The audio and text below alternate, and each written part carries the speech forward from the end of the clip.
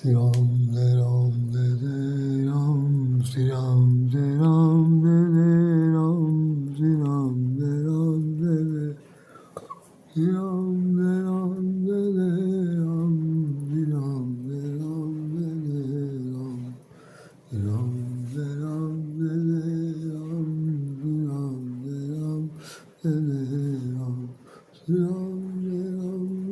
Ram Jai Jai Ram Shri Ram Jai Ram Jai Jai Ram Shri Ram Jai Ram Jai Jai Ram बोले सब रामचंद्र महाराज ने की है। ये नवरात्रि बासंती नवरात्रि का ये दूसरा दिन है।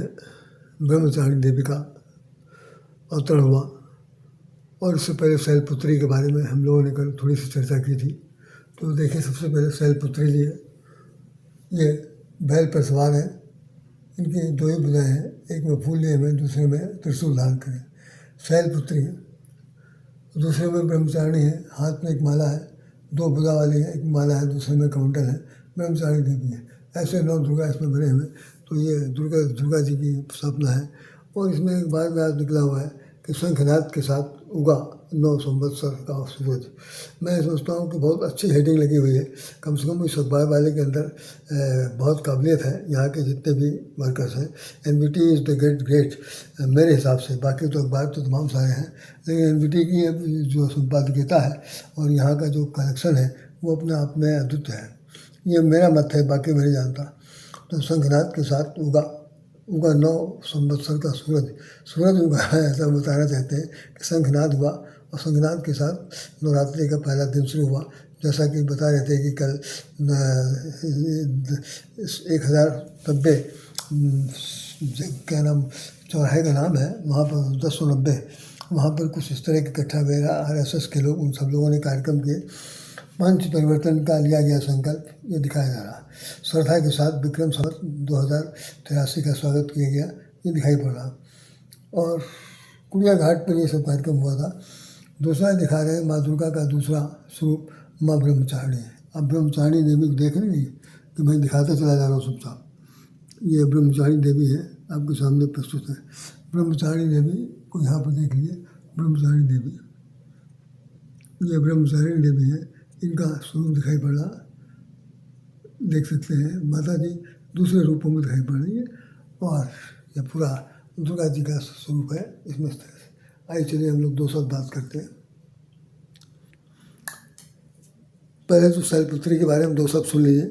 आज दोनों का एक ही मिलन कह दे रहा हूँ, क्योंकि कल मैं जो कुछ कहा था वो शॉर्ट वीडियो था, उसमें कुछ भी ज़्यादा बढ़ना नहीं कर पाया था। इसमें मैं 5-7 मिनट आपका लूँगा और चर्चा करता हूँ। दुर्गा जी आपके सामने प्रस्तुत हैं और ब्रह्मचारिणी देवी के बारे में चर्चा की जा रही है। तो हम ब्रह्मचारिणी देवी इधर की तरफ हम खेले हैं ताकि ये चित्र दिखाई पड़े। वास्तव में शैलपुत्री के बारे में ऐसा कहा जाता है। मैं बिल्कुल जितने भी अब तक की जो पत्थर के लकीर पीट रहे थे, मैं उससे दूर हट कर बात कर रहा हूँ। सती जी राजा दक्ष की पुत्री हैं और राजा दक्ष के यहाँ यज्ञ हुआ। अपने पति परमेश्वर के कहने पर उन्होंने स्वीकार नहीं किया और वो जाने के लिए तैयार हुए। नारी हट इतना सर्वोपरि हो गया कि भगवान शंकर को अपने आप में हताश भी होना चाहिए, निराश भी होना पड़ा।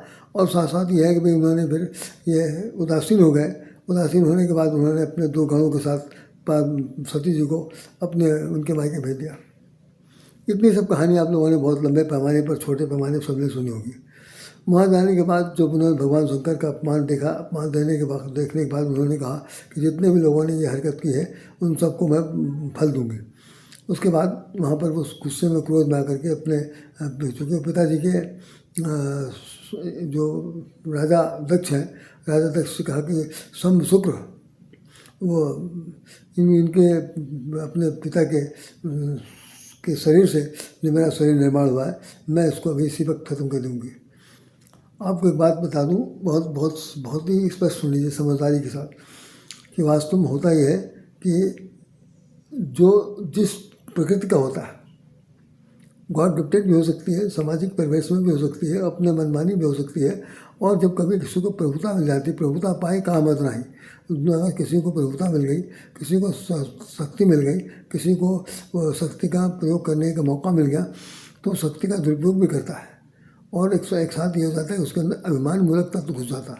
तो ये यहाँ से चलता है, दिल तक जाता है। दिल के बाद इन दोनों हाथों के द्वारा उसकी एक क्रियाएँ दिखाई पड़ती है। तो मन से, कर्म से, वचन से वो सबसे बड़ा दुष्टता का भी काम कर सकता है।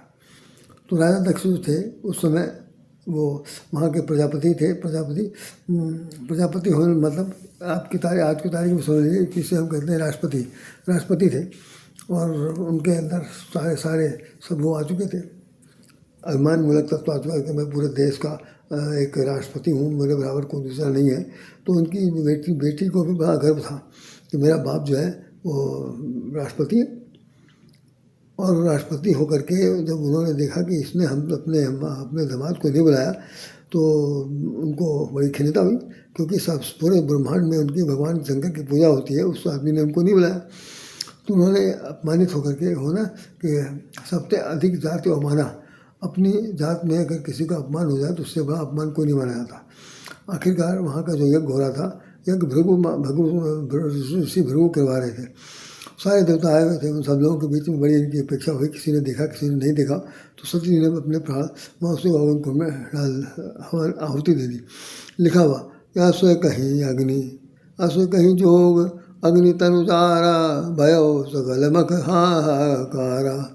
आसो कहीं योग अग्नि तनुजारा भयो सकल मख हाहाकारा। उसी समय उन्होंने अग्निकुंड में कूदने के बाद उन्होंने आत्मदाह कर लिया और वो मृत्यु को प्राप्त हुई। वहाँ के जो गण आए थे उन लोगों ने भगवान शंकर को सूचित किया। शंकर भगवान ने और बहुत सारे गण भेजे। आखिर में वहाँ भयंकर लड़ाई हुई, बहुतों की मार काट हुआ, वहीं पर फेंक फाक दिया गया। जो अध्यक्षता कर रहे थे भृगु में उनकी दाढ़ी वाड़ी नोच ली गई, बहुत मारा मोरा गया और बहुत बुरा हुआ। आखिर में सब लोगों ने मिलकर कहा कि भाई यज्ञ तो पूरा होना चाहिए। तो राजा दक्ष का सिर काट दिया था भगवान शंकर ने आकर के। तो ये सबके कहने पर उन्होंने एक बकरे का सिर लगा दिया गया था। तो बकरे के लिए संक्षेप में कह दूँ, बकरे का मतलब ये होता है कि जो मैं करता है कि मैं ही हूँ जो कुछ हूँ, मैं हूँ। तो जो मैं का जो है उस मैं का शब्द बोली आवाज़ जो है बकरे के मुँह से निकलती है। तो इसीलिए कहा गया कि बकरा जीवन भर जब तक सृष्टि रहेगी तब तक उसको धर से अलग किया जाएगा, ताकि उसका मैं जो है कभी भी ख़त्म ना हो और मैं से वो कभी तृप्त ना हो। ये बकरे की स्थिति है। तो बकरे कब तो खैर मिलाएंगे, बकरा पैदा करे चाहे बकरी, मारे जरूर जाएंगे। खैर पार्वती जी वहाँ सती जी वहाँ अपने आप को समाप्त कर दिया। लेकिन एक चौपाई लिखी हुई है कि मरती बेर हरिशन बर मांगा, मरती बेर हरिशन बर मांगा, जन्म जन्म शिव पद अनुरागा। मरते समय उन्होंने परमपिता परमेश्वर श्री हरि से कहा था कि मुझे आप अगर जन्म दीजिएगा मनुष्य का, तो ऐसा जन्म दीजिएगा कि शिवपद अनुरागा। मरती बेर हरि से बर मांगा था कि जन्म जन्म शिवपद अनुरागा। भगवान शंकर के प्रति हमारी प्रीत बनी है, अटूट प्रीत बनी है, मेरे ही वो पति परमेश्वर बने, सदा बने। और आखिरकार ये हुआ कि सती जी जो है वो हिमाचल के घर में जन्म लेती है। अब मैं आपको सिर्फ बताना चाहता हूँ, जो यहाँ पे बहुत संक्षेप बोलूँगा। शैलपुत्री है। शैल मैंने पर्वत, शैल मैंने पहाड़, शैल मैंने हिमालय, शैल मैंने पर्वतों की श्रृंखला, पर्वतों की शाखाएँ, पर्वतों के शिखर, ये सब चीज़ एक साथ गिन सकते हैं। तो शैल की पुत्री है। शैल मैंने पर्वत मैंने कठोर मैंने वज्र मैंने जो टूट नहीं सकता, जरे हो सकते हैं। तो उस ऐसे कठोर से कठोर प्रकृति वाले जीवन में यदि कोई कोमलांगना का जन्म हो जाए, पत्थर को फोड़कर सरल धारा निकल पड़े और वो सरल धारा जीवन की परिणति बन जाए, जीवन की धारा बन जाए, तो ये मान लेना चाहिए कि वो पर्वत नहीं है। पर्वत देखने में दिखाई पड़ रहा, लेकिन उस पर्वत के अंदर अमृत है। अमृत के अंदर सस्तता है, सरलता है, सहजता है, और वो दूसरों के जीवन के लिए जीने लायक माहौल बना रहा। अब पर्वतराज की पुत्री होने के नाते हिमालय जो है पर्वतों का राजा है, तो नाम देखिए हिमालय को रखा गया, लेकिन एक्चुअली वो मनुष्य है। हिमालय तो पर्वत दिखाई उसके श्रृंखला के सर्व है, तो उसमें उनके घर में जो पुत्री पैदा हुई तो वही होगा। हमारे यहाँ हिंदी में एक मसल कहा जाता है देहाती भाषा में कि आम का बकला आम में ही लगेगा, मतलब आम का छिलका, आम का बक्कल या किसी चीज़ का बक्कल होगा। अब नीम का बक्कल आम में लगा दीजिए, आम का बक्कल नीम लगा दीजिए, पीपल का बरगद का, तो नहीं ताल में बैठेगा। जैसे डीएनए टेस्ट कराएंगे तो जिसका डीएनए होगा उसी से सेट करेगा, बाकी किसी से नहीं मिल सकता। तो आम का बक्कल आम में लगता है।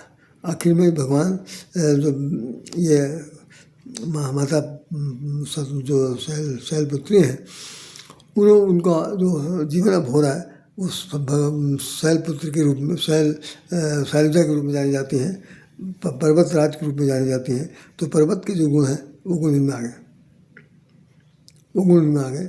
और ये बहुत ही प्रकांड विद्वान के रूप में विद्वता प्राप्त देवियों की श्रृंखला में ये शैलपुत्री बनी। बैल पर सवार हैं, और बैल बने धर्मराज, धर्म के ऊपर सवार हैं और शक्तिशाली हैं। साथ में हाथ में त्रिशूल लिए हुए कि तीनों प्रकार के सूल, तीनों प्रकार की पीड़ाएँ, दैविक भौतिक, इन सब का समन करने के लिए हाथ में त्रिशूल भी है और बैल पर चल रही हैं, अर्थात धर्म का आचरण कर रही हैं। धर्म का आचरण करते हुए वो जीवन को धन्य करती हैं, सबको प्रेरणा देती हैं कि जो पर्वत देखने में तुम पर्वत हो, देखने में तुम कठोर हो, लेकिन तुम्हारी जो व्यवहार है, तुम्हारी जो कोमलता है, तुम्हारा जो सोच है, तुम्हारा जो चिंतन है, वो वास्तव में कैसा होना चाहिए, नदी की प्रवाह जैसा। बस यही शैलपुत्री का सबसे बड़ा मूलभूत उद्देश्य है। बाकी इसमें क्या श्लोक लिखा हुआ, श्लोक का अर्थ क्या लिखा हुआ, कैसे पूजा करना चाहिए, कैसे करना चाहिए, ये सब पंडित के राग बट्टे हैं, वो जैसा करें वैसा करेंगे। हमने सिर्फ उसका भावार्थ बता दिया कि शैल का मतलब पर्वत है। पर्वत के घर में कोई पुत्री पैदा हो और वो भी कोमलांगी नारी शक्ति के रूप में पैदा होती है, तो नारी शक्ति के रूप में पैदा होने के बाद पर्वत के जो गुण हैं, उन गुणों के अंदर भी यदि सहजता है, सरलता है, मधुरता है, मान होता है, अपनत्व है, और अपनत्व के साथ साथ सबके साथ बहकर बाहर ले जाने की क्षमता है, तो वो शैलपुत्री हो सकती हैं। उनको कोट नंबर। इसके बाद श्री राम जय जय राम, श्री राम जय जय राम, श्री राम जय जय राम, श्री राम जय जय राम। जय जय गिरिवर राज किशोरी, जय महेश मुख चंद चकोरी, जय गज बदन खान माता, जगत जननी दामिन तुति गाता। नहीं तो आदि मध्य अवसाना, अमित प्रभाव वेद नहीं जाना। भव विभव पराभव कारिणी, विश्व विमोहनी विश्व विहारिणी। देवी पूजी पद कमल तुम्हारे, सुर नर मुनि सब हो ही सुखारे। ये इनके स्तुति, इनकी पूजा पाठ की जाती है। ये दुर्गा जी की पूजा है। 9 दुर्गाओं में सिद्ध धारती दुर्गा जी की पूजा है, और इनके जो 9 रूप हैं, उन रूप में आज ब्रह्मचारिणी के रूप में वर्णन कर रहे हैं। ध्यान रखिए, ब्रह्मचारिणी का मतलब हुआ, आप अभी बहुत कायदे सुनिएगा, ब्रह्म किसे कहते हैं? जो संसार का मालिक है, जो संसार का रचयिता है, जो संसार का एक अदृश्य सत्ताधारी है, जिसकी दिशा निर्देश पर, जिसकी दृष्टि पर, जिसके कथन में पूरे संसार गतिमान हो रहा। वो सामने नहीं आ रहा, लेकिन संसार को चला रहा।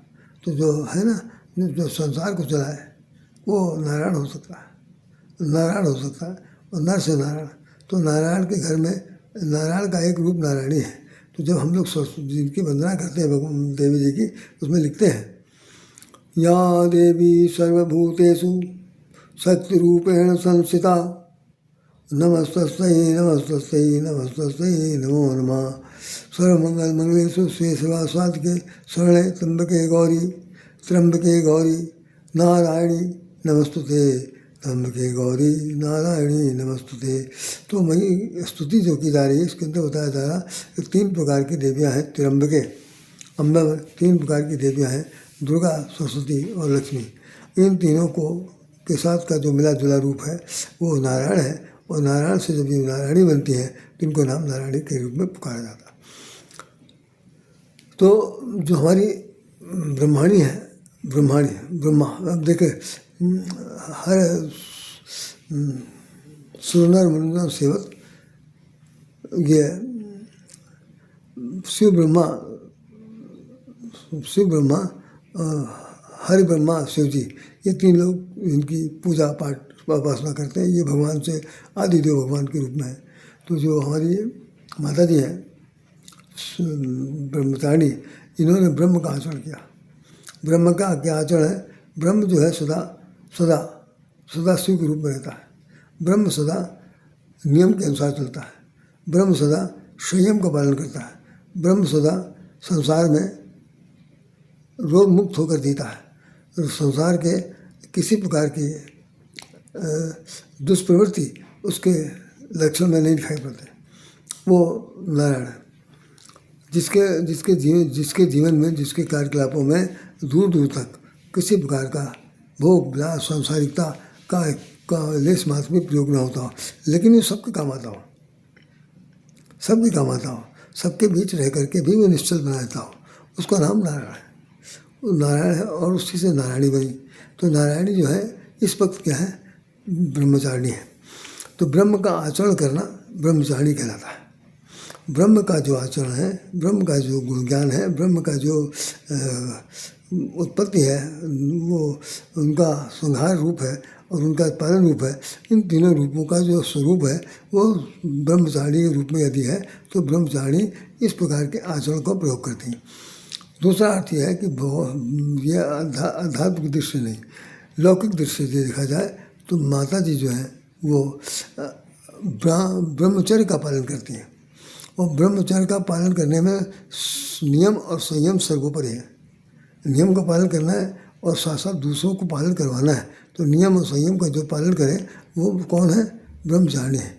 तो जो ब्रह्म होकर के ब्रह्म का आचरण करता है और आचरण करते हुए एक दूसरे को समझाता है, संसार के सामने वो एक प्रस्तुति देता है कि जिसके आधार पर लोग बाग अपने पद चिन्हों पर, सत्य चिन्हों पर चल सकें, उसका नाम ब्रह्मचारिणी है। तो हम लोगों को ये माता जी सिखाती है कि सत्य के पद पर चलना है, नियम का पालन करना है, संयम का पालन करना है। कठोर से कठोर दौर्दम्य परिस्थितियों में भी हमें बहुत ही सहज और सरल रहना है। ब्रह्मचर्य का पालन में भी एक खास बात है कि जिसमें सहज और सरलता हो, कठोरता नहीं हो, असहज ना हो, किसी प्रकार की कोई अप्रियता ना प्रकट करे, वो ब्रह्मचर्य हो सकता है।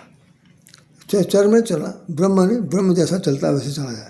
तो अब ब्रह्म भगवान हो, भगवान तो हम सब नहीं हो सकते, लेकिन ब्रह्म के अंश हैं। तो इस निश्चित रूप से उस अंश की जो का मूल्यांकन है वो ये कहलाता है कि जो नियमावली है वो नियमों के अनुसार संसार को चलाने की जो पद्धति भगवान के पास है, वही भगवान के अंश आप है, वो अंशी हैं, इसलिए आप भी नियम का पालन करें।